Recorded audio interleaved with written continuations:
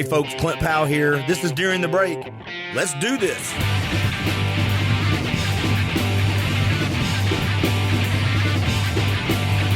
Hey everybody, welcome to During the Break podcast. I'm Clint Powell. Thanks for finding the podcast. If you're finding us online, which is through iTunes, Spotify, Google+, all those places you can find podcasts, thank you. Review us, subscribe, all the things that selfishly help us grow this relatively new podcast. We've been doing it for about 3 months. So during the week, I'll have mini cast, which are 15, 20 minutes, and it's where I rant. Mm-hmm. I'll talk about politics or motivation or things that get on my nerves. I call it my cheap therapy. But then at least once or twice a week, I do interviews. Today is one of those lucky days. This is the weird thing. You know, I didn't even ask you this. So we're live. Never done a Facebook Live. We are. That's why I asked you first. Yeah, I've never done a Facebook Live for the podcast. Now, I've been a fight promoter. I've promoted pro fights before, and I've done Facebook Live with some of the fighters, but I was in control of it. All right. So you have the computer now, and now I'm a little scared. I'm in control. You're in control. So do me a People favor, are introduce yourself. Tell everybody because if you found us online, we recorded this, but this is we're doing Facebook Live today, which is Wednesday. So tell everybody who's listening who you are. I am Jermaine Purifory. I'm from Cleveland, Tennessee. And I'm here with the one and only Mr. Clint Powell. Yes, there's a lot of people. A lot of people, your friends right now, going, "Who in the world is that dude?"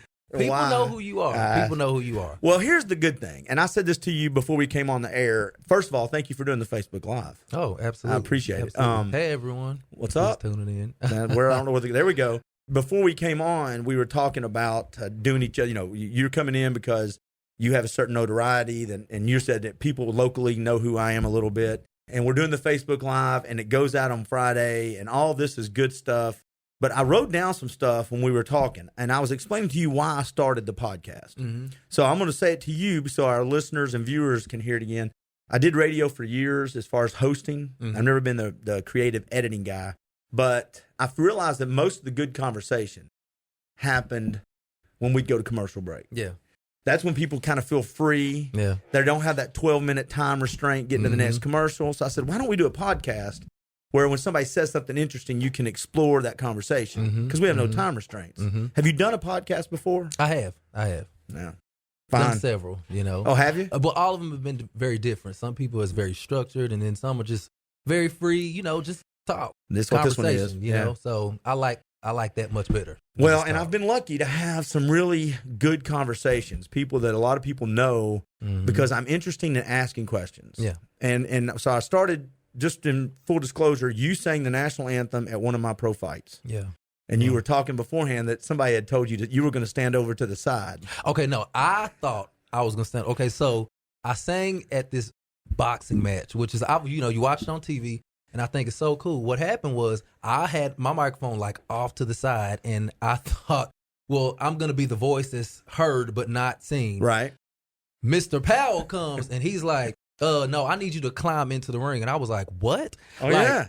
You want me to stand in the middle of the ring? So it was a cool experience. And that's how we met. Yep. He asked me, and so I climbed through the ropes. The only awkward thing about it was after I got done singing The Home of the Brave, you remember I kind of stood there like, what happens now? Yeah. You know? And we were so like, then one of the, back like up. one of the girls like, okay, just move over to us. That's why they're there. They know what's going on. They knew what they were doing because I didn't. You know, so just in full and just to have that finish that conversation, what was the scariest moment? Because you're not scared to sing. It's what you do, right?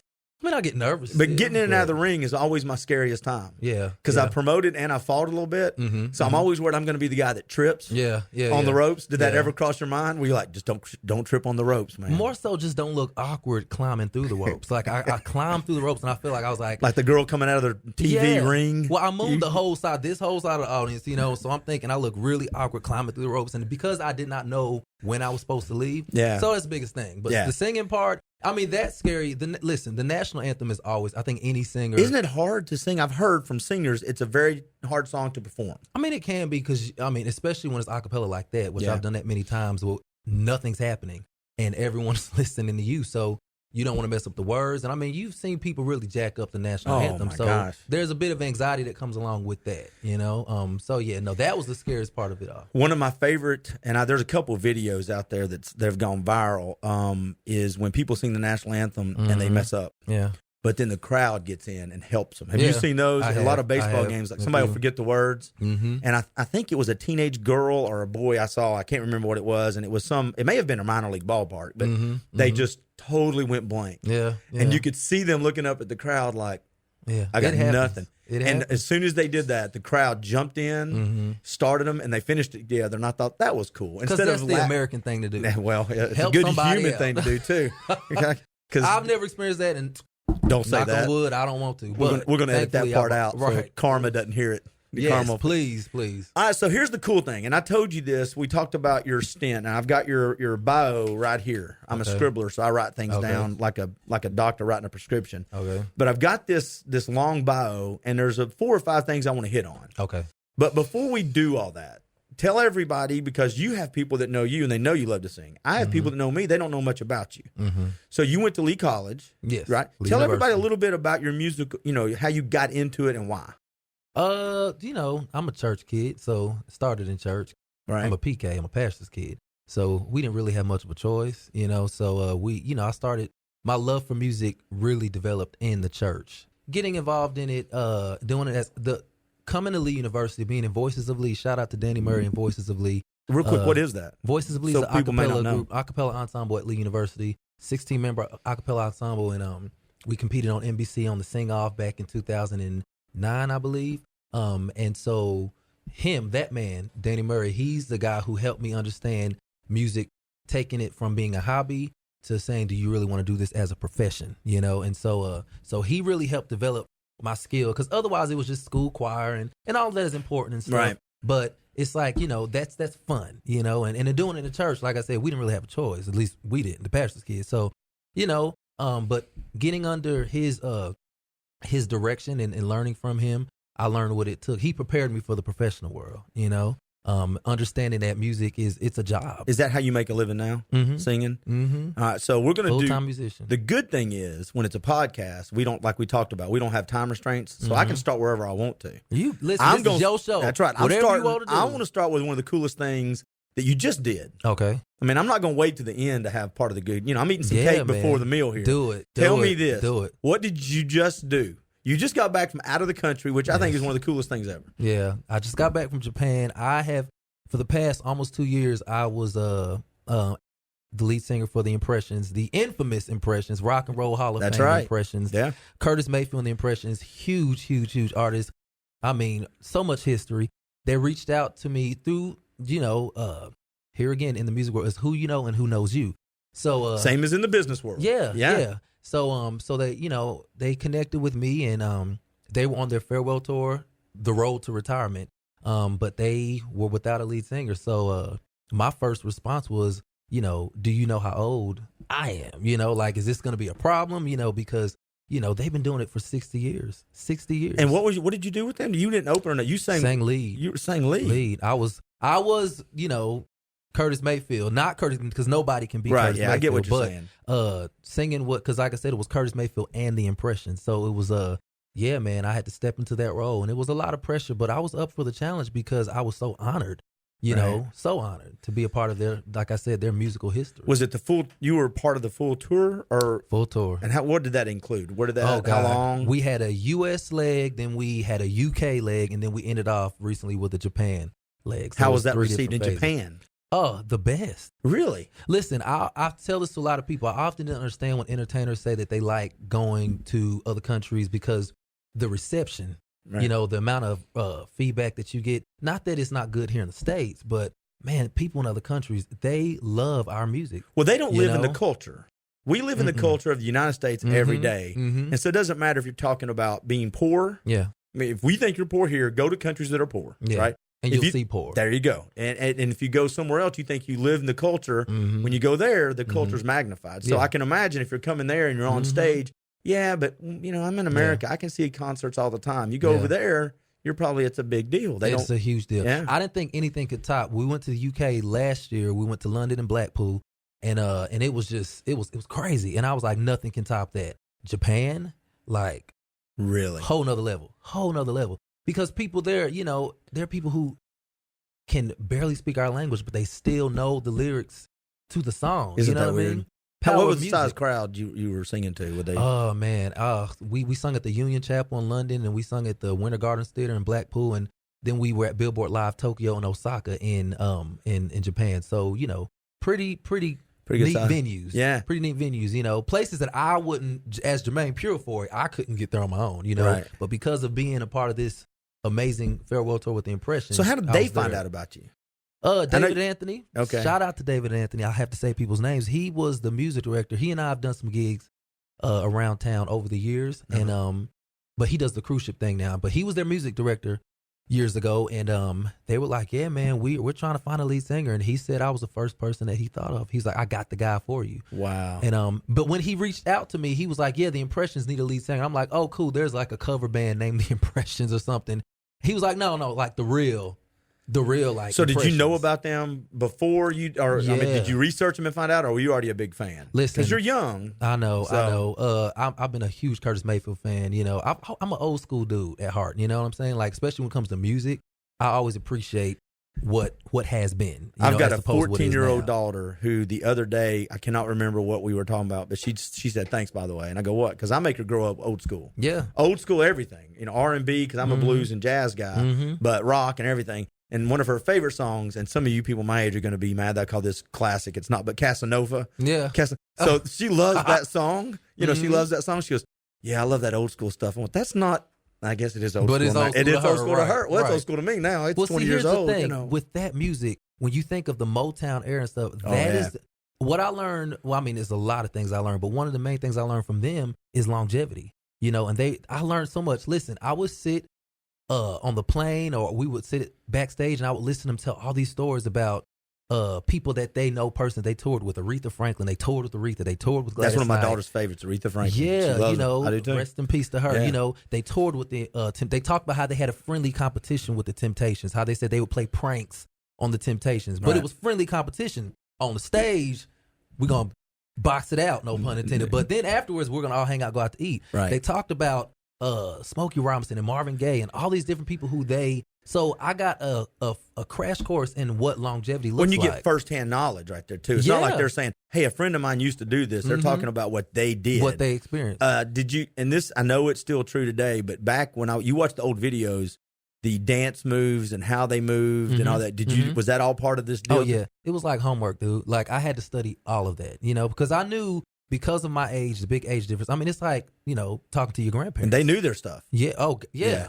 That's the first thing they said in rehearsal. It was like, "We're going to sit here, you're going to stand and practice, and we're just going to watch you because we've sung these songs thousands of times." So, for me, all of that was a part of it, because I knew each city I went to, I was going to have to prove, because people would look at me every time and they would be like, in the meet and greets, and they think, "Oh, so you weren't around for the Impression." So I had to prove myself every single time, Did you ever have, well, let me ask you this. The first time you did something with the Impressions, the group, the guys that make up the group, you probably got to sell them too. I mean, they might have heard about you, but that first time when you're sitting in with them, did you feel a little pressure when you start, crack your voice a little bit and start singing? Oh, God, a lot of pressure, man. But how did they respond to that? It's like, we had our first rehearsal and they had heard me sing through a lot of videos and whatnot, but that's still not the same thing as actually sitting in front of them. And so the first time we were rehearsing, whatever, once I saw how well I could gel with them, because I can adjust, you know what I mean? Like, I can adjust to any situation and I can adapt to what I have to do. And after the first song, which is the first song I ever heard from them, called "It's All Right," 1963 hit. I heard it in the movie Angels in the Outfield, if you remember that. Oh yeah, that's one of my kids' favorites. Yeah, that's when I first heard that song, and I sat and sung that. And after we got done, they looked at me. They was like, "We gonna be all right." So I got that stamp of approval, like, well, that's we gonna be all right. Big deep sigh of Still relief. a lot of work to do, but like, at least we know we're in good hands. You know? You're not much older than I've got a son that's 28. Okay, so you're not much older than him. So I grew up with Angels in the Outfield and all those shows, and that kind of music though. When it probably impresses those guys that somebody you didn't have to do you did your homework, but you didn't have to go learn about them. You were already steeped in it. You grew up in it. You liked it. My parents did the same thing like you did. My parents kept us around all kinds of music. We weren't just with what was current on the radio. I mean, we were not just one genre. Yeah, not one genre. Yeah. So but especially old school music, like you think of music that is going to withstand the test of time. not a whole lot of music that's out now, in my opinion, is gonna. I don't think we'll be playing it for our grandkids.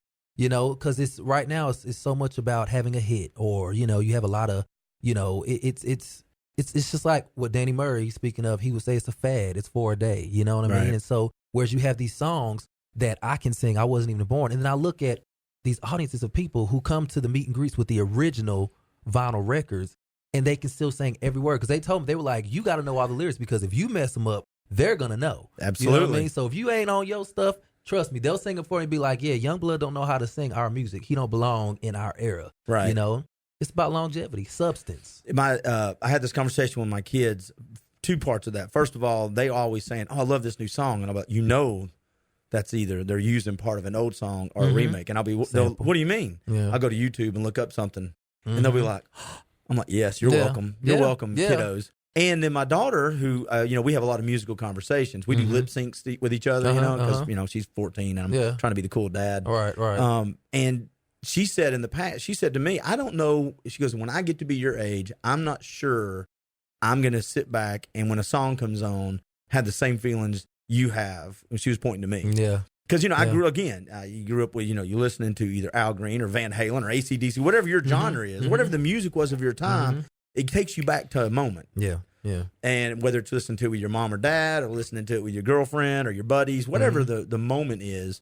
And the songs we have nowadays, I don't know if it'll have the same emotional tie. Well, you said it, the feeling. Yeah. What you do is the feeling you get from hearing the first intro of the song. Every time we would sing People Get Ready, when they hear that guitar lick at the very beginning, people are automatically just pulled in. The feeling. And sometimes I feel like in music, we've stopped appreciating the feeling of the music. We're more so about, sonically, what does it sound like? What kind of hook repeats itself over and over again? How catchy is it? You know what I mean? Oh, yeah. Whereas back in those days with Motown and Aretha, it's all about what they felt. That's why we feel it. Well, and if you're young and you wonder why old people get up and dance when they hear certain music come on, because their mind goes straight back to that time. I'm 51, but I hear a certain song, I don't care how stupid I look. Yeah. I didn't look that dumb when I was 25, and if I did, there was no YouTube video. You didn't have any cameras. Well, outside of the proof impressions, I do the cover band thing. I've been doing that for a long time, so I've done everything from weddings to festivals to corporate events or whatever. So whenever you pull out one of those songs, the woman is going to get up out of her seat and be like, oh, this was my song when I was this age. And so, I've seen a lot of that, and I appreciate it. Yeah. I was looking, again, going through your bio, and I told you this. We talked about it. There are certain things that draw my attention first, right? So I'm just going to look down here, and you were on something called Sing Off. Yes. Okay, so what is that? On NBC, right? Much like I said, Voices of Lee, our choir at Lee University acapella group, it was a competition that was designed just for acapella groups. And we won the first season. Okay. Ended up in third place. It gave a lot of exposure to Lee University as an institution, So I'm going back down through here. We're going to do some little word association. You ready? Word association. Yeah, here we go. Because I'm reading your bio, and it's funny because when we walked in, I said, I got this pretty good bio from you off this website, and you go, yeah, I wrote that. Well, because I had to I'm like, I had to submit it for the website. I handed it to you to read, and you're like, yeah, I got it. Yeah, I it's know always my bio. weird writing about yourself. It's like, well, I've done this and I've done that. It's like, no, but I've done it that before. I had. You got to do it. Mine's a little shorter than yours. I don't have some of these names thrown in there. Okay. So you toured, Michael W. Smith. What'd you do with Michael W. Smith? Michael W. Smith, right? Because I love him as a musician. Yeah. Christian music. Yeah. We toured the group right after the Sing Off. We went on a tour with him for his Christmas tour. Oh, right. All over the U.S. and Canada. See, look all the traveling you've got to do. What's your favorite place you traveled to?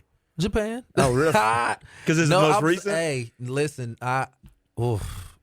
I mean, it's a lot of places I've been, but I really loved Tokyo and Osaka. What about it? Was it the food, the culture, everything. The food, the weather, the people? Most people have never been there. Everything. The food, the weather, the people, the feeling. I loved every part of it. Wow. I could have stayed a little bit longer. All right, second favorite place. Let's take Japan out of it. Oh. Where's the second favorite place you've been to? Second favorite place. I would have said I love London too. I mean, I'm acting like I don't like the United States. I'm a proud American. You've been here though. That's but I've toured so much in the U.S. Like London was my second. But here again, the feeling, the vibe of the city. And there's so many musicians that I've connected with as a result of being there. So they just love real music still over there. Right. You know what I'm saying? It's not the same as it is here. Like they really embrace artistry on a different level. Well, we're going to have a sidetrack question here. So do you write any music? I do. Do you? I do write. I do. Do you like performing, writing? Is there one part you like better than the other? They just go hand in hand. What you're doing when you're writing in the studio, the cool thing about the studio is that you do what we're doing right now. You create the magic, without people knowing. And then you put it out to the world, and then you get on stage, you get to communicate what you created. So, they just go hand in hand, How's the creative process for you? So, because I do a lot of seminars, I've dealt more in the business world or motivational side. I'll go talk to different groups of people. And one of the things that businesses struggle with is creating a creative atmosphere, where people feel free to say. I always believe when it comes to business, you have to go through bad ideas to get to the good ideas. Yeah. Oh God, yeah. You know what I'm saying? And if people if people in the room don't feel comfortable going, I think we should do this, and while everybody throwing something at them, that just is going to stifle everything. So what's your creative process? You like doing it by yourself, collaborative? Do you like to be on the beach alone? How do you do that? It just depends. I've been a part of probably all of those situations. I've been in studio sessions where they're like 20 people, and and everyone has something different going on, so it affects your process. Any producer that's worked with me, shout out to any producer, my guy DJ, Mike Colombo, different producers, You're going to forget somebody when you start naming names. I know, but those are my guys who I've worked with recently. Okay. DJ, he's also my homie. He's from right here in Chattanooga. I know, right? I'm just trying to hear about it. Because some lady named Sally or person named Frank is going to give me no shout out. Absolutely, right. Yeah. No, they know. I've been in studio sessions where people are just hanging out. And my thing is, if you don't have anything to do with what's happening musically, then I don't want you there. That's not me being like a weird artist or anything. It's just saying snob. Like when you're so focused on the music, because people can. I mean, I've been in studio sessions where people are watching a basketball game and stuff, and I'm like, okay, this is really messing up my whole vibe. Yeah. And so it's just kind of a weird artist thing. You got to be in the zone. Do you ever sit down intentionally to write? Or did things come to you? Both. Sometimes you intentionally write, and sometimes they just kind of come to you. You know what I mean? Cool. And then you have writer's block where you just have nothing, no ideas at all. I have written in my life, because I'm a lot of opposites, right?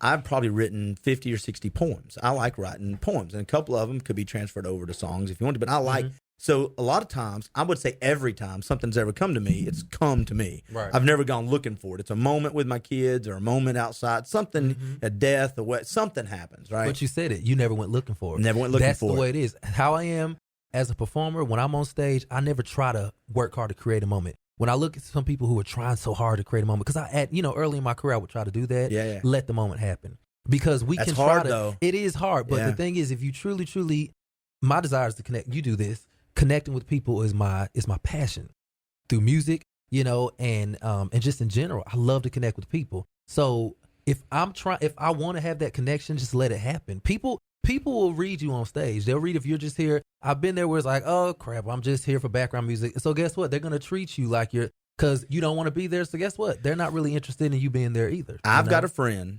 who's got a job, and they were just up for review. Now, on a scale of, they do it 1 to 5, right? And they do 5 work. They are the most buttoned up person I know. And it was told to them that your first year or two there, you're not going to get above a 3, no matter what you do, because that's policy. And it's very demotivating when you realize you're treating somebody where they can exceed. Yeah. So if you're on stage and you take yourself on, and I'm gonna infer this, you can tell me if I'm wrong, since I've performed so many times at in my bathroom or in the car.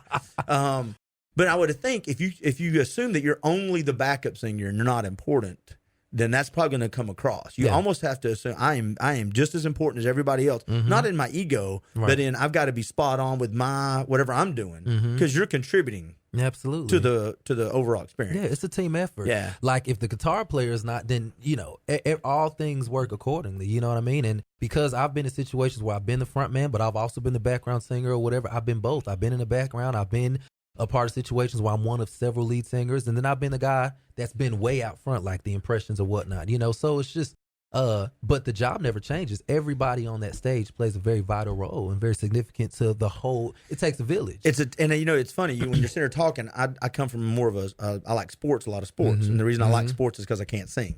When you can't sing or dance, you do something else. You do right? something else. But it's teamwork. The same principles that apply if you play football is. And have you ever? And this is me looking. So I had Gerald Riggs, who's a former NFL player, football player in there. Gerald Riggs. He's a Super Bowl, 3-time All-Pro, a friend of mine. And I got to ask him questions as a fan, right? Which is cool. Who's the hardest linebacker you ever hit? When he played in an era in the 70s and 80s that I loved, and even the 90s. But as a fan, have you ever been part of something where, like a practice where you've seen people just lose their minds, in practice, rehearsing, where people get frustrated, things aren't going right? Oh, absolutely. So when that Many happens, times. is that a? I've gotten frustrated a few times. Well, that was going to be the next. I was trying to find a good way to ask it. What's your patience level on practice? Are you a perfectionist? Listen, rehearsal can be very intense. I love rehearsal. You have to love when you're there and everyone's, in the right mindset. You know, because sometimes with rehearsals, and this goes for any kind of rehearsal, you can be like, "What are we doing? What are we doing?" Are people late? Are they on time? Are we wasting time? Yeah, you were here 30 minutes early for this interview. Listen, a lot of that. He was texting me, "Hey, I'm here." I'm like, "Yeah, we got 15 minutes, man." I'm gonna tell you right now with the impressions. If they said be downstairs at 10:30, they were down there like 9:30. That's old school right there. Yeah. And I'd be like, "Well, I'm gonna get down there about 10:25." You were late in their mind, right? They're at the airport much earlier than me, and I'm like, "Dude, we don't leave until this." But we just like being here, and I'm like, "Hey, that's an old school way of thinking." But I appreciate it though. I've adapted that. So you were telling me your patience level. So I mean, I ain't. It's been a couple of times, and that's why it's important. Chemistry is so important with musicians. Because even if you can have a disagreement amongst, and I work with so many different bands. Some bands people agree more. Some bands it could be a bit of friction. Either way, everyone has to understand the common goal. You know what I mean? Like the common goal is we have a show to do. So even if you and I don't get along, when we get on that stage, they can't know it. Yeah, the running back and offensive lineman don't have to like each other. No, you just have to block and I have to run. Right. And we have to make sure we're there for each other when we need it. Yeah. And then you can not like each other after the show's over. We ain't got to hang out and have a beer or nothing. No, right, exactly. But the thing is, like sometime in rehearsal, when you have a bunch of creative minds, you have a bunch of creative people. So we're all a bunch of creative. Sometimes it's like and with creativity comes ego. Disagree. Yeah, a lot of times with ego. I mean, with some creative, more than others. But at the end of the day, but I'm so blessed that I've run across a few. But overall in my career, I've been blessed to work with some very humble musicians who have that team player mindset. Right. Because we all know that it's all for the greater good. Everyone has to play a role in making this thing great for what it is. All right, you ready for this one? GLEE. I already know what you're going to say. GLEE, no, you didn't do it. I didn't do it. GLEE. GLEE, yes. Man, you just running it down. Yeah, I'm going straight down the thing. It's the easiest way for me to do it. So you were involved on the show GLEE, which used to be on Fox, correct? No, was it on Fox? It was on Fox. It was a super successful, super popular show. That was huge. But you did something that was behind the scenes, and I asked you if you liked it, and you're like, absolutely, as much. Man, listen, what'd you do? Listen. Sometimes it's cool not to be the front man. You know what I mean? So what I did was I did studio session vocals. I was working for a vocal contractor, Tim Davis. Shout out to Tim.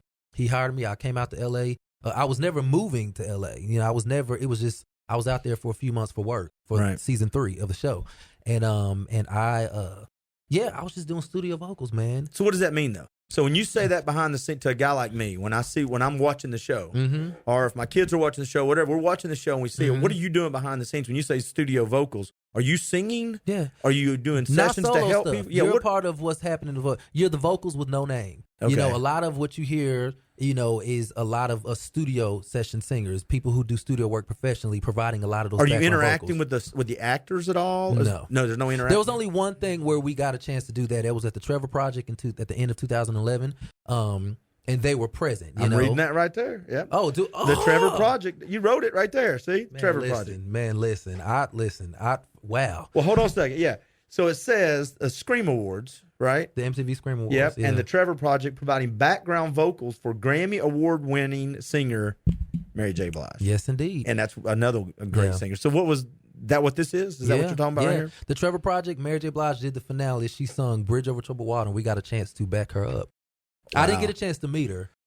I wanted to. But what's who did the new Bridge Over Troubled Water? Was it The Sound of Silence? It was the new, I can't remember who did the remake of that recently. Have you heard the remake? Do you know what I'm talking about? I have. I don't know who did it. I like the remakes though. I like some of these remakes that are coming out are really good. If you remake a classic song and you do it the right way, score. Man, I wish I could remember. I'll look it up on my phone. My phone's charging. We're on a podcast. So I'm going to look it up. Yeah, might as well. Listen, this is Clint's show. He can do whatever he want to do. Oh, yeah. I don't mind. Hey, everybody. What's up? I'm seeing a whole bunch of my friends. You look at that while I'm looking in. at this. Hey, folks, don't forget this episode is brought to you by JB Millworks. JBMillworks.com. Disturbed. Disturbed. Yeah. And if you've never listened, if you've never heard it, go listen to it. Yeah. And there's another one, Bad Company. There's a couple of remakes, but I think they did a really good job. But remaking classics like that, they're very tough. Yeah. Very tough. Well, I mean, you can go wrong. You remake a classic that everyone knows and you don't do it right, then yeah.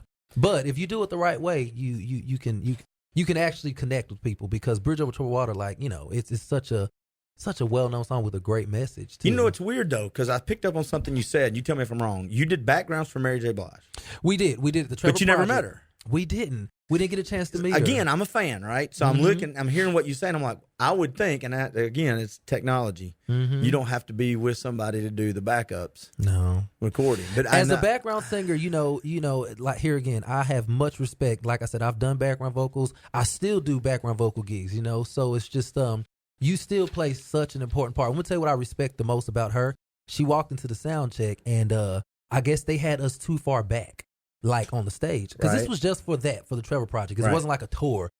But since we were working and doing the, session work for GLEE, that was something that was given to us as well. So we were, I guess, too far back for her, and she stops and she's like, look, I need y'all to bring them up. I don't want them that far back. And it just made me respect. I'm a huge fan of hers anyway. I've always respected her. But she could have left us in the back. Yeah. We're wearing all black. We're anonymous to other people. And I guess the production had us way far back. Mary J. Blige was like, no, I need them up closer. She said, I want everyone to feel, this is my choir. Yeah. So I need everyone in the audience to feel what I'm feeling. But if they're way back there, it's not going to have the same, it's not going to have the same connection. And so I respect her for that. Well, so that comes from just listening to it. That would come from, if I were just putting my 2 cents in, either somebody that gets the value of entertainment and also maybe somebody that's suffered through the hardships, knowing that, you deserve a little, you're putting in your time. Yeah. And she wants you to be seen. And we were talking about that, and I'll finish this up, or we'll talk about some other things on your bio, but the entertainment process, when I do the fights, I think that every time there's a transition, there's entertainment. So when you talk about an experience, I think it's a bunch of experiences inside a big experience. Because that's why I pulled you into the center of the ring. Because I don't want you standing off to the side. Right. I need that you're the focus. And when you're done, there needs to be another focus. And the reason is because people that attend an event may not relate to this one experience, but they love those other two. They may not love baseball, but they love the fireworks or they love the food. So there's got to be inside of an entertainment event, there's got to be a bunch of other things. And so when you're on the stage with these folks and when you're up there performing, that's why your guitarist is important and your drummer. Because if I'm in the audience and I'm a drummer or I love the drums, I'm watching how they're, and and I cannot remember. I think it's I'll mess it up. The guy that they did the spinning drums in the 80s. Look at you. I keep forgetting you're young, but in the 80s they had a drummer, and I'm going to remember the name of it. But he spun. Yeah, he spun around. But the reason I'm saying that is that was part of the experience. So everything that's done on stage is designed to be a small mini experience. Right. And maybe that's what she was trying to do. She's realizing that this whole thing is a bunch of little pieces inside of it. Right. And she's like, even though I don't know these kids, they're a part of my experience. They're a part of me conveying this message of this song to everyone here. So bring them up. Don't have them way far back. I mean, you couldn't even see us, you know? So, but she changed that. So that's cool. Going back down through here, Grammy Awards. What'd you do at the Grammy Awards? And why were you there? 2015, man, dude. Don't even act that way. You're young. You should have a good memory. And that's why I try now, because a lot of stuff can run together if you're not careful. But in 2015, I entered independent artist contest. Okay. For independent artists, and I was signed to a record deal, but I was signed to an independent label at the time. And I entered one of my songs. And if you win, the prize was you get the Grammy treatment. You get a chance to go. You get treated like an artist. Okay. You get a chance to go to the Grammy Awards, walk the red carpet, after party, pre-Grammy party. Yeah, you get to be in the room with all these artists, even though no one knows who you are. So you won it? Yeah. Okay, so what did you win it for? What was that? Was it a song you wrote? What's the name of the song? At the time, I wrote a song called Change Your Life. And it was, I teamed up and I was doing Keep a Child Alive as a foundation. And I had teamed up with them to do a song to start my own campaign. And so I submitted one song and then I submitted that one or whatever. And I guess they liked it, How was that experience though? God, it was the best, man. It was the best. They have the whole sign. I still have pictures. They have the sign. You know how they do the artists with the sign with your name on it? And here again, you're not like this. So when I got in my the car, my driver, he was just like, my driver. Wow. He was like, you still have a driver? No. Yeah. And so he was like, now who are you? And I was like, listen, let me go ahead and put this out as a disclaimer.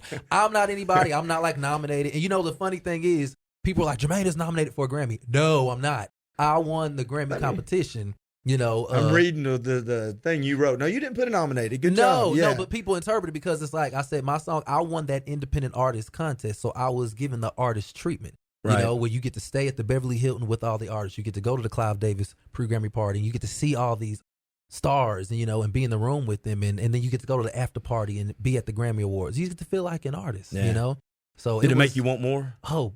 Make you hungry? Whole lot more, man. It made you want to think about what it would be like to be back here one day as a nominee, which is one day what I hope for, Right. But it was kind of like, it's like test driving a car. You know what I mean? Like, it ain't your car yet, right. But I got a chance to test drive it. Then you got to give it back, though. That's not, I don't like. I'd rather just not drive it. No, I'd rather just not drive it. You got to taste it, man. You got to taste it. You keep the Hummer. I'll stick my little Toyota 4Runner out here. And I'm looking up right now, just so, again, my podcast, I can do what I want. Mm-hmm. So I'm looking up, and I think it was drummer who... Oh, the spinning drummer? Yeah, well, I'm not... Dude, I got ADHD. You're like me where if you can't think of something, you got to find it. Yeah, no, I'm going to find it. I'm going to find it. I'm the same way. Rock band, I'm the same way. And it's in the 80s. And I want to say Def Leppard, but I may be wrong. I'll have to find it because now they're all popping up. There's been a bunch of them. Motley so there were a lot of spinning drummers. Motley Crue did it. Motley Crue's had it. But anyway, they put them on the drum set and it spins. That's part of the entertainment. So I'm reading through here the Grammys, and you're right. You know the one I'm going to get to. I know where you're going, Clint. Of course, I know where you're going. It's funny. So when I brought this up, and I said that when people look through your bio, there's a couple things that stick out. It's what stuck out to me: NBC, GLEE, Grammy. The impressions, American Idol. And look at that. I didn't make a face. Did I make a face? Yes, you made a face. You made a face. And if you're listening to this on Friday and you want to go back and watch his video, you can. Just trust me. He rolled his eyes. And you said one word, though. You said you hate it when people say from American Idol because you're not from American Idol. No, I'm not from American Idol. But there's no bitterness, right? No. Now, so what's the hang up with the word from? Just because, I think when you do a lot of these TV shows, and anyone who's been a part of a TV show, I think could probably vouch for this, you kind of get labeled as that. Not that you're not thankful for the opportunity. I'm super grateful. Did it help your career? Yeah, it gave me a lot of exposure, But I just, you don't want that. At this point in time, American Idol was in 2010, and there are some people who act like I haven't done anything since then. They're like, oh, so what have you been doing since American Idol? I'm like, working. You know what I mean? Like, you think I just did a TV show and I'm just kind of hanging out? It's like, no, man, I've sitting worked by my so phone, hard. waiting for him to call back. Man. Well, the thing about those shows, there's a premiere start date and then there's an end date. For me, I was eliminated right before the semifinals, and so I had a choice. I got the exposure that I needed, so then I had to do stuff to keep myself out there because they're already on to the next season, and then the next season, and the next. All these shows. What have you done for me lately? Yeah, they're just The on. Voice, everything. You don't get a certificate saying thank you so much for joining our show. It's like, okay, and next. We don't talk to you no more. Which is very much like symbolic of how the entertainment industry is. It's like it's always next. But that's why you want to create something that lasts longer than you. Longevity, man. Yeah, that's why. So I said being with those guys, it taught me stuff that is substantial, stuff that has substance. Because I've heard, was it Jussie Smollett from the show Empire? I was watching an interview with him, and he was like, fame is not real. It's not real. It's fleeting. Yeah. Because, and he said something very powerful, because if fame was real, it wouldn't be able to be taken away so easily, quickly, if it were real. So it's like you get your moment or whatever, or you get, listen, I come from the era of social media where, I was 21 when it started. Facebook and MySpace and all that stuff. Yeah. And we live in such an era of how many followers do you have? How many likes do you get? How many views do you get? How many comments do you get? And at the end of the day, even though that's great, that does not define your self-worth. It's not substance. It's not. It doesn't. So if you post a video and you only get 20 people to comment, but someone else posts a video and they get 200 people, your video is not less important than that person because they got 200 people and you only got 20. You know what I mean? So it's like and I'm more so for the kids, like they base so much of their self-worth on how many people can follow me, And so when I think about these TV shows like American Idol, The Voice, whatever, they're great because you have your moment. Now, people have built amazing careers from these shows. Carrie Underwood and But Kelly Clarkson. it's just like a pro athlete. Yes. A small part fraction of it. of the thousands. Mm-hmm. I had this conversation on the podcast last week. Heath Esslinger used to be the former head wrestling coach at UTC, University of Tennessee Chattanooga College, because we get downloads all over the country. And we were talking about participation trophies, and it's a long conversation. I'm not really for him. He doesn't mind them, and he's really a true athlete. I'm not. He's a good athlete. But we were talking about it, and one of the things that I said, and again, he's pretty close to changing my mind on it, or I'm rethinking it, but I think sometimes we're teaching our kids, to speak to your social media component, that there's no value in just rewarding yourself, internal affirmation. I've got to get an award to say I showed up, when in reality, did I show up for my team? Is my team happy? Did I give my all? Did I learn how to win and lose gracefully? The intrinsic things that I can learn from sport, which the parents should control. The parents are the problem in sports, probably in the entertainment industry too, up until a certain age, because they can be the drivers or an obstacle. But sometimes I think in society we lose perspective, and we think to ourselves we should be rewarded outwardly for things that we should be rewarding ourselves inwardly for. So, like if your video only gets 20 likes, if you posted the video and it meant something to you and it means something to the people around you, somehow we've got to teach people that's okay. And those that's what 20 fame people is. are important. Yeah, those and 20 you're people that important. watched it are important. So therefore, someone posts a video or a picture and they get 2,000, that doesn't make them more important than you. It's all about, and you know what, like you said, what you're doing behind the scenes, it's called work, man. Like you got to put in the work. And what I do, I don't consider myself to be any kind of celebrity. I don't consider myself to be famous in any way. What I do, I'm just a hardworking dude. And I'm not the best to ever do it. There's so many performers. There's so much competition in the world of entertainment. But one thing, I'm going to work my butt off. You give me the opportunity, you put me in the place, and you give me the platform, I'm going to work. When there's got to be some sort of, I did a good job because I created the video. I had the guts to put something out there. And again, it seems like we do things, and now we're looking for external validation for something I do. Right now, I like having this conversation. And to me, that learning and asking questions and experiencing things through other people is a reward. You know what I'm saying? I'd love to have 25,000 viewers every day. That'd be killer. Absolutely. And there's nothing wrong with that. No, there's not. But this is my reward at this moment. And that's the fun part. I think sometimes we miss that. But you're in the middle of talking about American Idol, and that's, you're not from there. That's what you did. Yeah. The process. So this is the part I was going to ask you as a fan again. Behind the scenes process. Okay. Fun, stressful, more waiting than not, are the things you see when they're doing, the crazy tryouts they show that are those real? Yeah. Are they staged? Are some of them real? Because I got to be honest, I've seen some of them, and I'm like, there, you're not any good. Why are you up there? You're not any good. You said fun, stressful. Okay, all of the above. Everything you just said. Okay. It's all of the above behind the scenes. TV can be very manipulative is what I learned. There's a lot of things that happened, and then they got edited a certain way. And so when I watched it back, and I was like, a little bit with me too. I was like, that's not really how it happened. But, if I'm a viewer on my couch, I'm not going to know.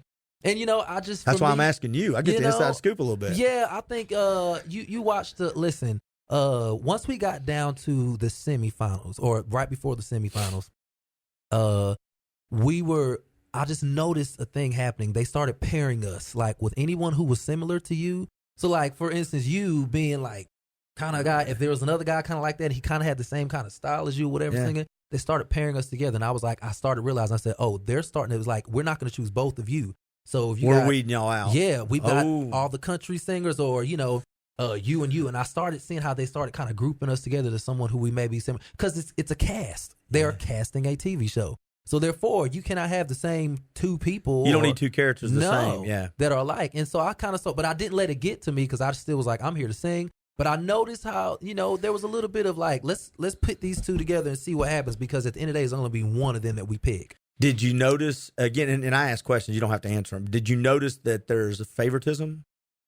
Was there favoritism? And I'm not talking about to you, from you, anything. But did you, from a perspective, did you go, you could tell? Did you know who was going to make it through?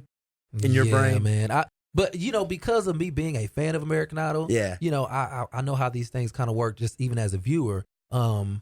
Because I was a lot of people say because I was an early favorite for my first audition, it was kind of a blessing and a curse, because you you get the comment where Randy was like, you're one of the best I've heard this whole audition season or whatever. And so you would think that that's going to work for you. But then you get to Hollywood, it's like, oh, crap, well, that might work against me because now it's like, what if I was just kind of having a good day that day? It's like, and so it's like, you're back there warming up. Right. And lemon so it's a lot juice to and live honey. up to. Right. Yeah.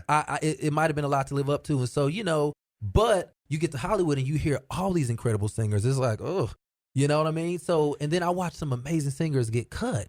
I think I made it to the end of the Hollywood rounds before they chose for the semifinals. But before that, there were some people I was like, oh, God, yes, she's making it through. They were like, oh, thank you. And I was like, are you kidding me? You think that was based on personality, maybe? A lot, man. It could be based on it could be based on how long your hair is. It could be based on it's Do so they much give you not instruction about on singing. any of that? Is there no? There's a style? No. There's no manual. And even if there was, I was not at the age of 25 at that time.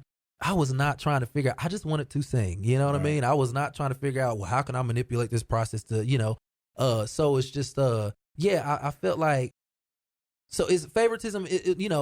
There was one kid, his name was Aaron. I think he ended up being a finalist. I think he made it like the top 5 my season.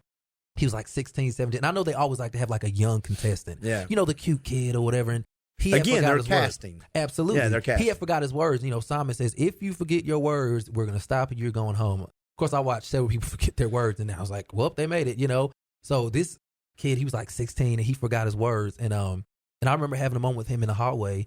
And he was like, yeah, dude, I'm going home. I was like, I'm going to tell you something. You ain't going nowhere. You are going to be America's heartthrob, this cute little kid who sing a country music or whatever. Like, they want that. That's a part of it. I didn't say all that to him in my mind. I'm thinking, you're going to be all right. And he did. He ended up making it like the top 5. Right before you walk in. And he's a really good singer, too. Yes, he's still. Do you keep in touch with anybody you met from American Idol, the process, or not really? I keep in touch with. Or do you watch their careers or anything? I do. Casey James and I were good friends. We were in the same group. He made the top 3. Mike Lynch, he was a big guy from my season who had the baby. We every now and then on social media. Candace Glover, who went back to win season 12 of Idol, her and I, we stay in touch. She went back season 12 and won. Did you ever think of going back? No. Now here's the thing. The very next again, if you're listening, I think I don't want to see my faces that I'm making. I think you actually heard the eye roll on that one. If you listen. Now on season 10, right after, because on season 10, I said I'm gonna write the very next season. I did go to Nashville. I did talk with the producers about coming back on. Right. So I did. No one knew about it. It was kind of under the wraps or whatever. And I did go back season 10. The producers were like, we don't know what happened last year. We wanted you to, whoever the powers that be that eliminated me. So anyhow. That mystery person they can blame everything on. Whoever that is. There's always the wizard of whoever it is. Yeah. So I went back and I kind of went through those rounds or whatever. But when I got to the executive producers now, Ken, who was the senior producer of the show, he wanted me back.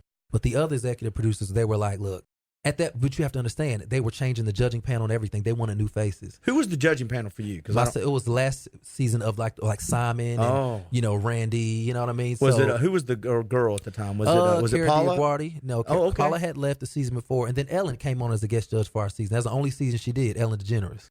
Well, okay, so before we finish up the American Idol conversation, you're about to walk in for your first tryout. Mm-hmm.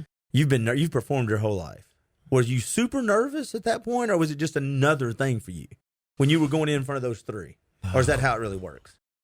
I just had to forget that it was a TV show, dude. It's like walking in here, honestly. But it seems so unorganic. Yeah, I mean, you got to walk in. I had to stop thinking about it as a television sense? show, because if you're thinking about the fact that millions of people are going to watch this one day, it'll screw you up. No, but I mean, you perform. So when you walk on the stage, I've got 50, 1,000, 10,000 people. Mm-hmm. I'm going to create and elicit a response. Mm-hmm. I know my thing. I'm in my rhythm. I've psyched myself up, blah, blah, blah. Mm-hmm. You walk in for this, it's 3 people. Yeah. They're not probably going to clap. You've got some offhand stage hands. Yeah. It's you got a bunch of crew people watching. Yeah, but it's not I guess my point on that is it's not a performance so much. It's actually judging you. It's an audition. Yeah. It's an audition. And you've done auditions before. Oh, yeah. Okay. But not tell it.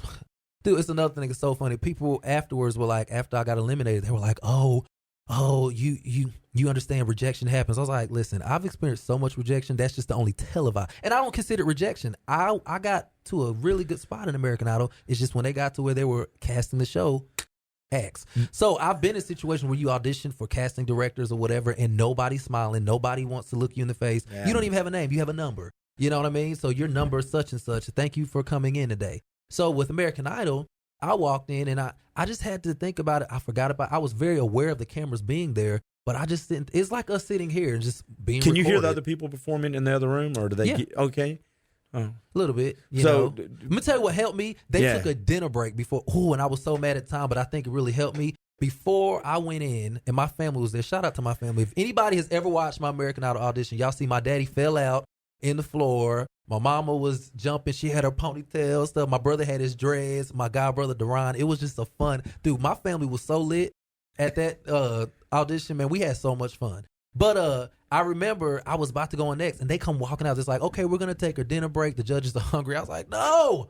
Because you know, you're revved up, ready to do it. You're I have to. Adrenaline's going, yeah. Yeah. But honestly, I think that was the best thing that happened for me because I was able to really kind of focus in on what it is that I was, supposed to do. Yeah. You know, because before then I was thinking, oh God, I'm American Idol. It's like, just don't see it as you're on a TV show. See it as I'm going in to sing for a panel of people. So you let that wave pass, and then you got to go on and kind of. All right, so two things, because one, I don't mind you talking about Idol, Clint. It's okay. No, I've got a time limit. You gave me my time limit. I talk about Idol.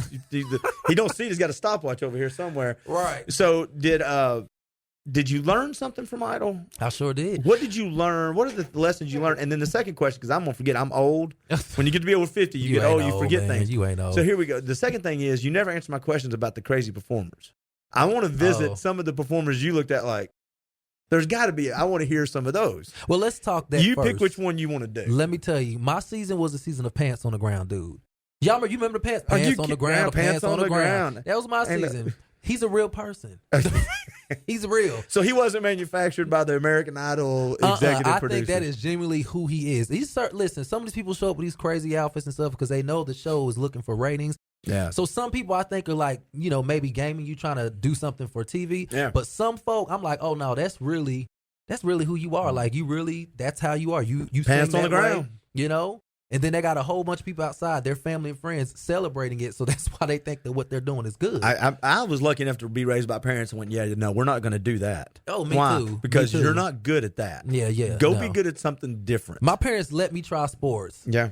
I ain't bad at sports, but I ain't great at it neither. My brother is a great athlete. My cousin, who my parents raised, he's a great athlete. Amazing athletes. Me, I didn't get really bit with that bug. So, Did you have that awkward conversation out in the big waiting room with any of these weird people? Did you have any of those where they came, sat down beside you and talked to you or try to be your friend? Listen, I'm a talker anyway. So, but sometimes when you're just trying to get your focus, you don't want to be like visiting with people. You know what I mean? So it's just, like I said, you got to know what's for you. Much like I said, sports wasn't for me. I knew American Idol, something I learned early on. I had my identity crisis with what I want to do as a kid. Right. So, but I knew watching American Idol since the second season when Ruben Studdard won. I was like, I want to do that one day. You know what I mean? Yeah. So every season I would kind of try to put myself in that seat. I was like, what would I do? How would I interact? So it's almost like I kind of had a dress rehearsal in my mind of how I'm going to interact on the show, but it still wasn't real until I got there. When you were in it, and I used to watch it because my kids loved it, and I liked it too, but I like to watch it for the train wrecks a lot of times, the ones that you go, you and a whole bunch of other people. I was the guy and I liked watching it towards the end. Right. Because I like watching when it's all the good people. Absolutely. I like watching both extremes. Did you ever have to do the team stuff? Were they breaking people into teams of 3 and 4? Yeah, we had. How hard was that? It wasn't hard for me. That's why I met Casey James. Okay, because when I watched it, and of course TV loves drama. Yeah, I mean, you have people fighting and stuff. They don't want to have the people that are getting along singing. No. But did your group get along? Oh, we got along. Okay. You know what happened was and I had watched the group rounds on TV of people arguing and fussing. Like I said, I know the producer probably loved that. But for me, I was just Janelle Wheeler, another gal from my season. She walked up to me and I didn't even know her. She was like, so, hey, I guess she had heard me sing or whatever. We were in the same first round and she was like, so, you want to be in my group? I was like, yeah. And then she was like, well, I got this guy, Casey, and I had heard him playing in the bathroom, whatever. And I was like, cool, that's just us 3. Only issue we had in our group, this is how I know. Let me tell you, this is how I know I'm a team player. Because in our group, they had told us, y'all have to do choreography. You look at these people doing choreography. Janelle and I, we've danced before. Casey, never. Casey was like, I'm going to tell y'all right now, I cannot dance. Guy from Footloose, he's like that guy. I mean, man, he was like, I cannot dance. He was like, so I'm going to do it. And I was like, okay. I said, well, we're going to try to do some simple stuff or whatever. And if you watch my last episode where I was eliminated, it showed me helping him. So we did some simple, but even the simple stuff wasn't. Yeah. He's that kind of guy, like without his guitar, he's like a little bit like, What do I do with my hands? What, you know. Talladega Nights. I don't know what to do with my hands. Yeah. So we added some choreography, but what happened was, man, we did our dress rehearsal. I run through in front of the producers, and he was all over the place. And I got this boldness. I went to the producers. I said, so listen, we ain't dancing. Who I think I am. I was like, because he can't do it. This is me being a team player, even in the midst of a competition. Because there were people who came up to me. They were like, yo, man, that dude, he ain't no good. He can't dance. It's going to make you look real good. They didn't do anything for me. I'm like, nah, man, I know this is a competition, but at this point in time, he's my group member. So if he can't dance, guess what? We not finna dance. Yeah. And so we cut the dancing. I just went up to the producers and I was like, yeah, very respectfully, of course. But I was like, man, he can't dance. So I know y'all said we got to have choreography and stuff, but man, if he can't dance, I'm not going to have him out there looking They crazy. didn't like you because there's the drama. It goes the drama. But listen, let me tell you something. I told the producer, I said, don't come put no camera. You ain't going to get no drama over here. Yeah. They tried to create some stuff for me. You know what I mean? Did they? Yeah.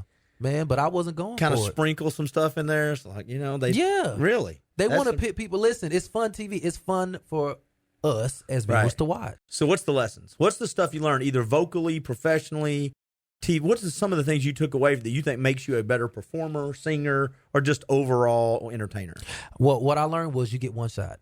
You get one shot. When you're in situations with auditions like that, there really are no second chances in this business. You get one shot at it. You get your 15 seconds or your 20 seconds, that's one of the things that I learned more than anything. You have to be ready. There were times like you talked about the sit around and wait. Right. Man, we'd sit around and we'd be ready or whatever. Like I said, the dinner break and stuff or whatever. But the minute they walk in, they turn them cameras on, you got to be ready. So, there was a lot of hurry up and wait that happened. But you can't just back off of it. Like, you still have to be ready for your moment. And that's one of the things I learned. And it's still, even now, it's like when you get the opportunity, the moment, you don't get it back. So you got to be in the moment. And Idol, because of how fast paced it was, it taught me that. And then it also taught me that you have to work extremely hard to stand out. You have to work. Now, people do things to stand out like what you're talking. They wear crazy stuff. That's not the kind of standing I'm talking about. Standing out as a performer, as an artist, because, it's so oversaturated with everyone doing what I do. With so many great performers out here. Right. You have to work hard to stand out amongst the crowd. It's like and I have a couple buddies that played pro sports, and when they get either to football or baseball, you start talking to them and they're like, hey, everybody's fast. Mm-hmm. Everybody's strong. Yeah, everybody can sing. Yeah, when I was the 6'2" running back and 230 pounds and running over the lineman that weighed 215 in high school, that's awesome. Guess what? I play now for the University of Tennessee or the University of wherever, and the linebackers are bigger, faster, stronger. So I'm assuming when you're an entertainer and you get to that certain level, everybody can sing. Oh, you can dance. I don't need to teach you how to dance. Yeah, listen. So how now do I stand out amongst that? So many people want to be the next big thing. It's just, you have to trust your journey. You have to be the next you thing. That's what you got to try to do. Because we already have whoever you're trying to be. Right. I've been doing this Marvin Gaye tribute show. I've been, I just completed. No, I didn't know. You didn't? Well, that's recent. Well, go ahead. It ain't on your thing here, man. Well, you need to update this. Well, right. That's from the website the Day One website. But, okay, yeah. No, I started early this year doing So what does that mean, real quick? What is that? A Marvin Gaye tribute show. I put it together earlier this year. Yeah, I just did it in Birmingham. I have some other dates pending. It's not like a tour yet. But I did it in Birmingham, and I had to realize, you have a lot of people doing these tribute shows, so I'm not trying to be an impersonator. Right. I want to put you, same thing with Curtis Mayfield and the Impressions. The biggest compliments I received on that tour with the Impressions, they were like, you put me in the mindset of Curtis Mayfield. You ain't never going to be Curtis. Nah. Can't nobody be Curtis, just like can't nobody be Marvin. Biggest compliment I got with my Marvin Gaye tribute show is I close my eyes. I'm in here again, the feeling, not me, a guy trying to be Marvin Gaye. You cannot be. Yeah. You can't be anybody. You can remind them. Yeah. Put them in the mindset. Let me take you back to that era where you were listening to what's going on. Because most of the time, people, we underestimate the power of the mind.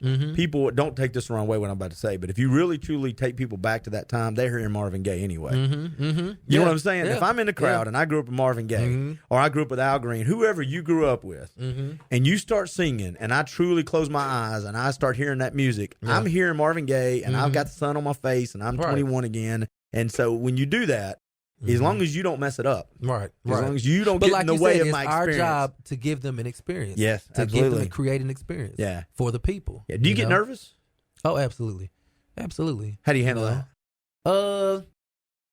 What I don't have any rituals, anything. That's what I was getting at. Do you have honestly, Lucky rabbit when I get foot. on stage, listen, I was born for this. You know, music just oozes out of me. I eat, sleep, breathe music. So when I get on there on the stage and I start to, that nervousness is not nervous like, oh my God, don't mess up. Yeah, you know, because I'm going to prepare. Right. You know what I'm saying? But the nervousness comes from, I want to make sure these people, my need to connect with people. Like I said earlier, my desire is so great, man. I love connecting with people through music. Like I think it was John Lennon said, people may not always remember what they heard, but they're going to always remember how you made them feel. That's exactly right. So if you're upset, it's like... By the way, I apologize to a lot of people out there if I made you feel bad. No, trust me. No, you have to understand, like, you are creating an experience. Like, I desire to make people feel through music, man. Right. It's a universal language. Like I said, I just come from Japan where people barely spoke our language and they still felt the lyrics of the song. Did they bow to you? Did they bow when they meet you? Went in the meet and greet, they were doing a lot of bowing. So did you were doing it back?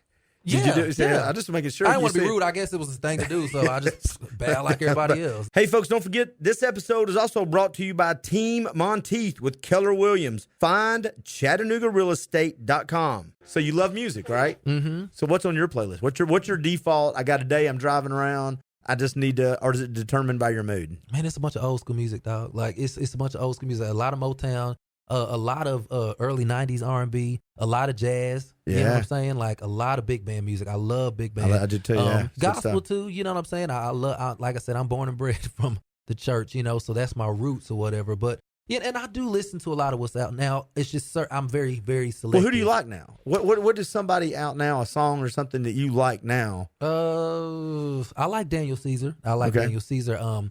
I like singer-songwriters. I'm a huge fan of Pharrell, you know. And it's some people who I don't even know their names, you know, but I dig their music. There's a lot of independent artists out here, great artists that are not like chart-topping artists. Well, YouTube and social media has helped artists a lot because in the set, up until 15 years ago, most performers or artists didn't have they couldn't create their own platform. Nowadays, there's nothing stopping you. That's right. Nowadays, I can pretty much, I'm not saying you don't need a record label. Everybody needs one. But to be honest with you, I can get a following without you. You don't need a record label. I can get my own gig going. Here's what record labels, and like I said, I've had a record deal before, and that's the only one that I signed, but there have been other record deal negotiations that I've been in. I've sat in rooms like this, and I've dealt, and they fell through. It's some shady people in the record business, man. I'm trying to tell you, like, those record deals, what they do is, my experience in other artists, they want you to do as far as building a following. That's why when they find someone who's had a viral video, there's like, let's sign them, because it's all about this right here. Let me sign you, and then we can act like we discovered you, when in reality, you're the one out there doing all the work, because they don't want to do all the promotional stuff that they used to do. They want you to go build your own following, then come to us and let us take credit for what you've already done, because they have the big money machine to put behind you. So, but once they find you, can they bring value to the table? Can they add to it? I mean, is it worth? They can, but at the end of the day, music is about getting directly to the people. That's why stuff like Spotify and everything is important. It's about getting your music directly. Now that there's no barrier keeping you from getting music to the people, right? The labels, they were, we mainly needed them for distribution. You know what I'm saying? Yeah. But they can also shelve you. They can also, you can sign a record deal, and that's only the first start of it, and you can get in advance. And next thing you know, your music is shelved, and nobody ever hears it. Because they own it. Well, and that's what happened in the 60s, 70s, 80s. I mean, even far back from that. People been happening for years. Yeah. And then we don't have to tell your family of, anything. The streaming industry, it's even worse, Yeah. So you have an artist, you can have, someone here in his room recording a song could easily get more views for a song than someone who has a multi-million-dollar record deal. Yeah. It's all about getting music to the people. How are you growing yours? Are you doing social media? Are you doing a lot of tours? Media. Is it working? Are you having some success? Absolutely. It's been a minute. I've been working some original material. Right now I haven't been able to release some original material, but since being someone who at one point had a record deal, and you know what it feels like to have things promised to you that don't happen, I'm definitely going to do it by myself. Well, you make promises to yourself now. That's the difference. Right. You get to keep those. And here's the thing. And if I fail, a book that Leslie Odom Jr. wrote called Failing Up, then I know that it was my fault. Right. And so I can learn from it. But I don't want to rely on you I don't want to rely on someone in the business, and then they let me down because I'm sitting here relying on you to do for me what you say you're going to do. Because listen, if I can get $15 for every time I was promised something in this business and it didn't happen, I'd play off like all my student loans. Because you get promised so much stuff in this industry, so much stuff. People's like, I can do this and I can do that. And then they read their whole resume, and then they talk about all the people they know. And I know this person, I know that person. And then when you're like, well, hey, are you still going to do? And it's like, oh, well, yeah, It's been a lot. So 3 months later, nothing's happened. Yeah. You know, and so you have to rely really on yourself. You have to work hard for yourself. You see yourself as a business is what I'm always told. You are this, I'm an entity, a business within myself. And no one's going to work harder for you than you work for you. Yeah, you know, we were talking about what's in your playlist, and you threw oldies out, and you went to the 90s, all the way back to the 90s. Yeah, man, Babyface. Oh, yeah.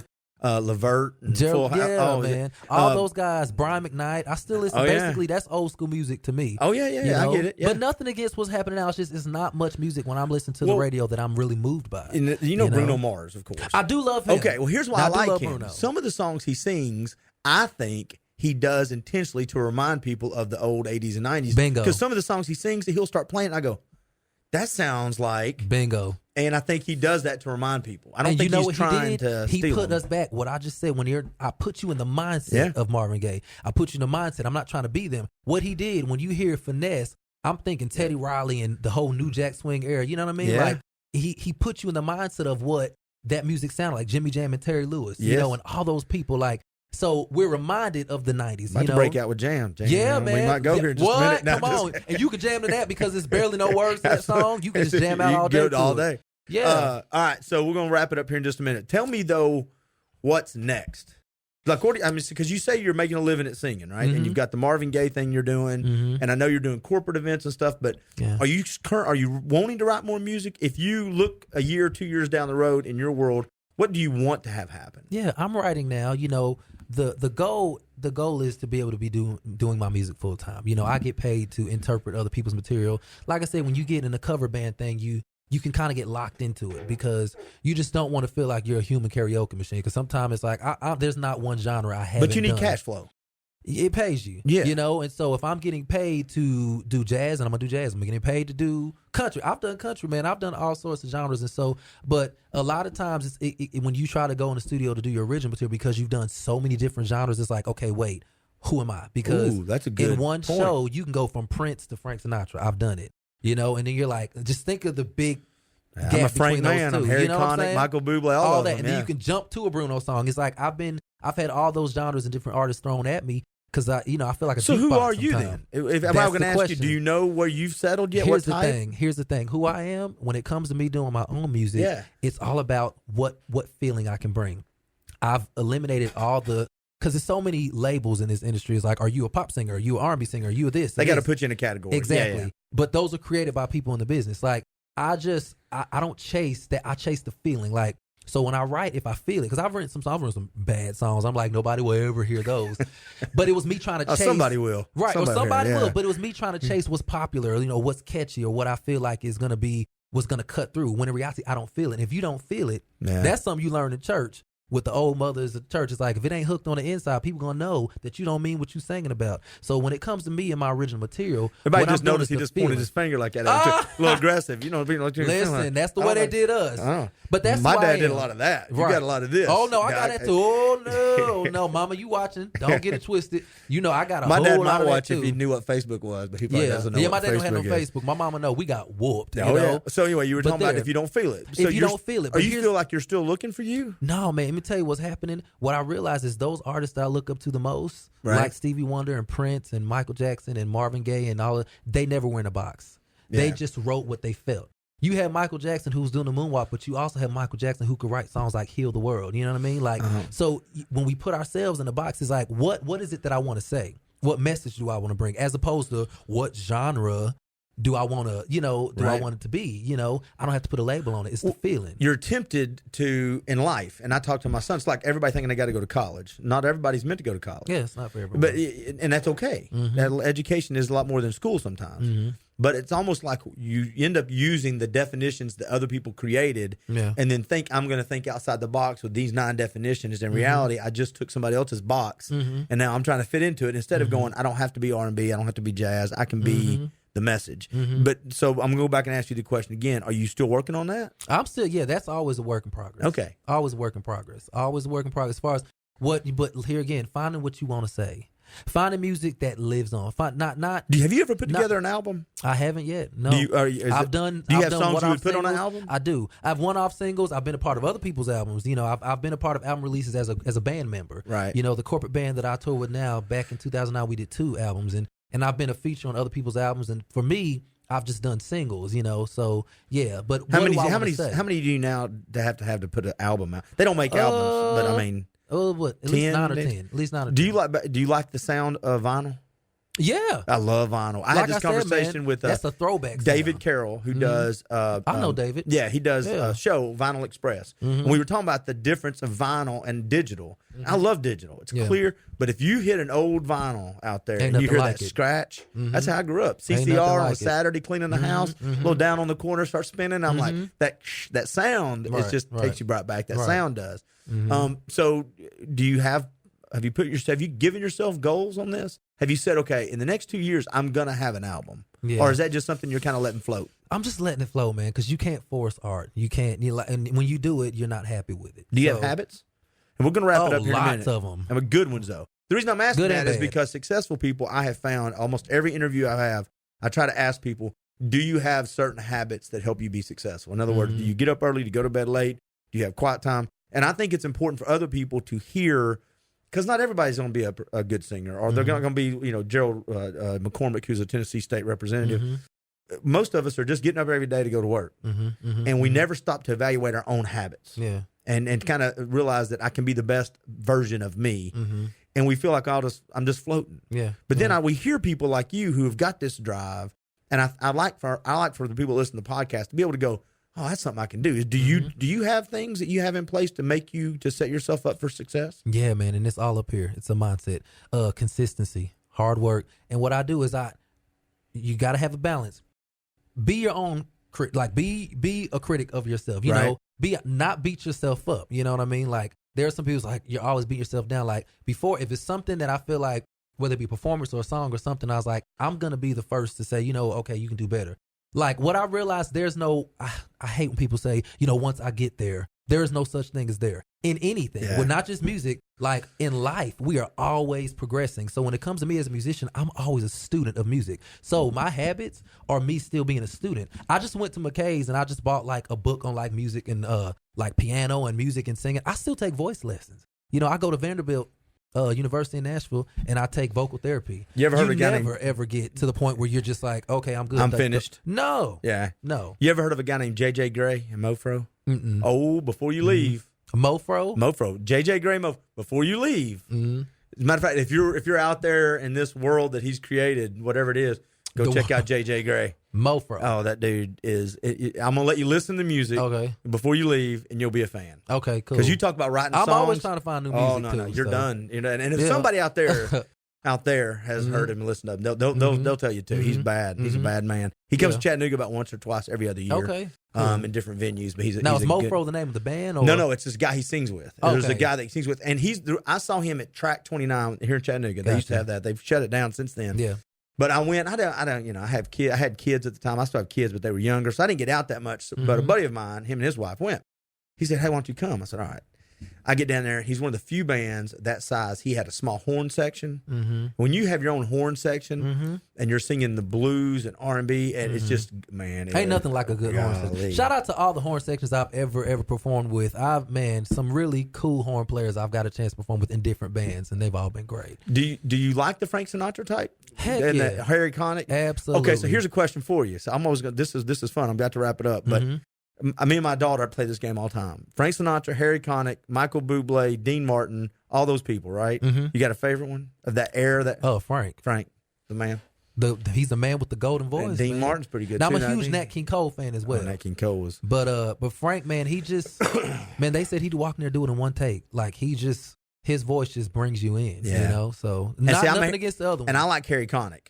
Because he's the next generation up, and then Michael Bublé. But Michael's way more he's way more of absolutely. He's a little syrupy. He's a little. But cheesy. Frank, much like I said, these people like what I learned singing with the impressions. You cannot recreate what already was. Yeah, that's what you have to map out. What is it? Where do you want to make your mark?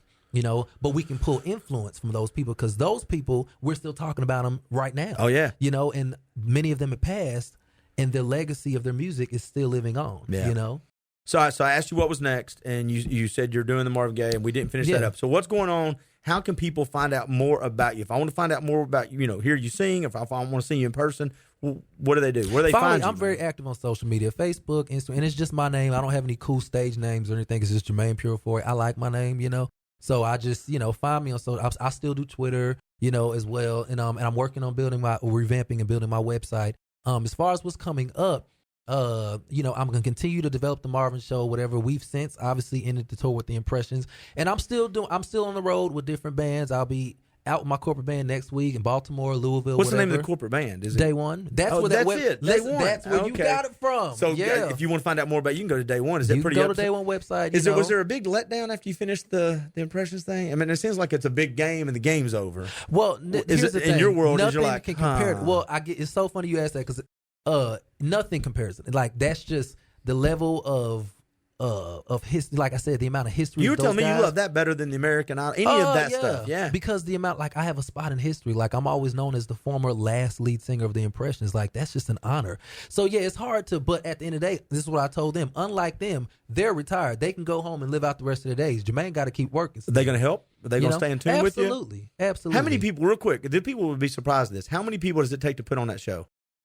How many people? The full Impression show? Yeah. If you're at concert, you're traveling. How many people did y'all take with you to Japan? We had we had 3 guys on horn section. We had about an 8-piece band. I want to say, if any guys from the band are watching, I saw Marty tune in. What up, Marty? He was in the band. He's our drummer. I think it's about an 8-piece band, and the 3 of us, and horn section and whatnot, and we just flowed as a unit. But if you did them here, though, there's a lot of stage. I mean, it takes a lot of people to put on that show. It takes a village. I mean, it's so much stuff that happens. Listen, the show part is the fun part. I think that we make it look easy when we're on stage and people think, oh, you just get up there and sing. It's like they have no clue the amount of preparation and things that go into it. But when you have professionals, our guys, shout out to all my guys in DC who were a part of our band. We're all professionals. Everyone showed up and they knew their stuff. Here again, like stay in your lane, do what you do. Like you got to be ready for the moment. You know what I mean? And you got your steps down, right? Yeah. You got your little turns and all that, the little shifts and all that. Yeah. Well, they didn't really dance as much, like they kind of did the snaps or whatever, but they were more about the singing. But it's a swagger. That's what those guys from the Rat Pack and all those guys, they had a swag that, they didn't have to do all that dancing and stuff. I mean, it was cool when Dean Martin or someone, Fred Astaire, mind you, did, but they had a swag, man. Frank Sinatra had a swag by just standing there with the cigar in his mouth. And everybody's tried to do it since then. Yeah. Nobody can do it. But as far as coming, you can find me there or whatever. I have some stuff coming up for Christmas. I'm supposed to be heading out on tour with Keith and Kristen Getty. I don't know if you heard of them. They're tell me Christian about them. artists. Okay. Another Christmas tour. Keith and Kristen Getty are they wrote In Christ Alone. Huge song. Oh, yeah. So I'm supposed to be heading out on tour with them starting after Thanksgiving. There'll be dates for that coming up, whatever. That's as of recent, So just hook up with you on social media and stay in touch. You follow me, I always got something happening. Like I said, it's about working, man. Like after the tour with the Impressions, like I'm back at it. Do you got one song? Do you have one song that you like that you wrote that if you were to tell people to go listen to something that's original? Because I can find you singing stuff. I can find you singing the national anthem at my fight, and I like it. You can find it? Oh, you can't they find it? They recorded it? I think, yeah. I'm not trying to watch it, though. I mean, you invited. I am not trying to watch it. Not that I can't. I've been involved in a couple of fights, and everybody goes, "Are your fights on YouTube?" I hope not. Because no, I don't want to see me get beat up. You don't like watching yourself? No, I mean you gotta listen. You gotta learn how to do it because you gotta critique yourself. Yeah, but it's still a bit like, because that's amazing. But you gotta learn how to critique and be like, okay, what did you just like? That was awkward with your hand. Don't do that no more. Or don't go for that note or whatever. It's hard to do. It helps you learn your limitations. Yeah, that's what. Do you have a song that you've written that you've performed where people could hear it or not yet? Yeah, I mean, if you go on YouTube and find, I think the song that I dig the most that I wrote was a song that helped me win, that trip to the Grammys, Change Your Life, because it was, like I said, Keep a Child Alive was a foundation I was linked up with back in 2013 for kids in Africa and India who have AIDS, and so I linked up to do a campaign with them, and I recorded that song about kids who, one person can make a difference. I know it seems so cliche. It's like, oh, we hear it, but it's so true. One person can make such a difference, and in whatever kind of environment you're in, you can make a difference there. And then people will add on. So that's what that song is talking about. If you go on YouTube and you type my name, you type in Change Your Life, it'll come up. I don't know how long. It's a lot of stuff on YouTube, and I don't even know what's on there, but go find out about you. I encourage people to do that. Are you going to listen to it? As soon as I let you hear JJ Gray and Mofro, we're going to tune it up. And Mofro. Yeah. There's a group called YCAP in Cleveland, Tennessee, where you're from. They're also based in Chattanooga, and that's where I've been active with them quite a while. But Joe Smith and Andy Smith, or Joe Smith started it, his son Andy now runs it. And they've said that forever. You cannot change the world, but you can change the world for somebody. Yeah. And they're a big believer on taking that one kid and affecting his family, and that affects a generation if you can get in front of them. Absolutely. So I commend you on doing that. Man, I appreciate it. Did we miss something you want to talk about? Is there something you want to talk man, about? You done covered everything. Well, I don't even know. I came to the end of the bio, man. You look, I'm done right here. I mean, I'm finished unless there's nothing else. I don't think there's anything else to cover. I mean, it's cool when people kind of read up on you and stuff. Yeah. But, I wouldn't expect anything less from you. So, no. If you don't have nothing else, we'll wrap it up. But maybe, towards the end of the year or after the first of the year, you get a tour behind you or you've done something else cool, we'll get you back on. We'll check in with you every now and then. We will. And thank y'all for tuning in. All of I haven't looked What's up, Rachel? Yes, I'm wearing your shirt, Rachel. Be the Light. Rachel Ivy Goins. Yes, indeed. I'm wearing your Be the Light shirt. This is her organization. Well, take a minute, man, to go through here. Do you want to scroll through and make sure you're saying hi to everybody? I'll probably miss some people, but everyone knows I love them. They do know. Hey, Miranda. Hey, Miss Dale. Oh, Lord. If I start calling names, I'm going to be in trouble. You're going to be in trouble again. You've done like that. You said, I done called a few names. So. Your phone's blowed up already, I guarantee you. Love y'all. Thank y'all for tuning in. Yeah, we appreciate it very much. The broadcast will come out if by some chance you only heard part of this or you want to hear it later on. DuringTheBreakPodcast.com. You'll find some mini cast on there and all my other conversations. I appreciate you guys viewing. And if you're listening on the website or iTunes or Spotify, thank you for tuning in. And we'll be back next time. Thank you very much. Love y'all. See you, buddy. Thanks for listening to During the Break. If you like this episode, share it with your friends. If you have a few minutes, please rate and review the podcast on iTunes to help us reach a larger audience. Also, like our Facebook page and check out our website, DuringTheBreakPodcast.com. If I haven't asked too much already, join us again next time on During the Break.